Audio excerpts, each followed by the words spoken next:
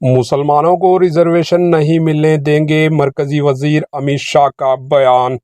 हम मुसलमानों को रिजर्वेशन नहीं मिलने देंगे चूँकि मुल्क के आइन में मजहब की बुनियाद पर रिजर्वेशन का कोई बंदोबस्त नहीं है, इसलिए हम मुसलमानों या अक़लियतों को रिजर्वेशन देने की इजाज़त नहीं देंगे। इसके अलावा हमारे दौर के अख्तिताम से पहले बीजेपी हर एक बांग्लादेशी और रोहिंग्या को मुंबई से निकालने का फैसला कर चुकी है। ये दावा बीजेपी के सीनियर लीडर मरकजी वजीर दाखिला अमित शाह ने किया। वो मंगल को मुंबई में असम्बली इलेक्शन की ज़िमन में मुनक़िदा एक मीटिंग से खिताब कर रहे थे।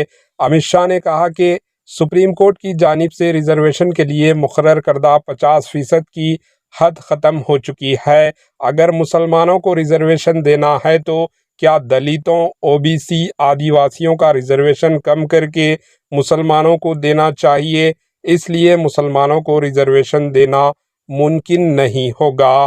Bureau report, HN news. जो वादे किए हैं वो सारे वादे समाप्त करने की मोदी की खुद की गारंटी है, मोदी जी की गारंटी है।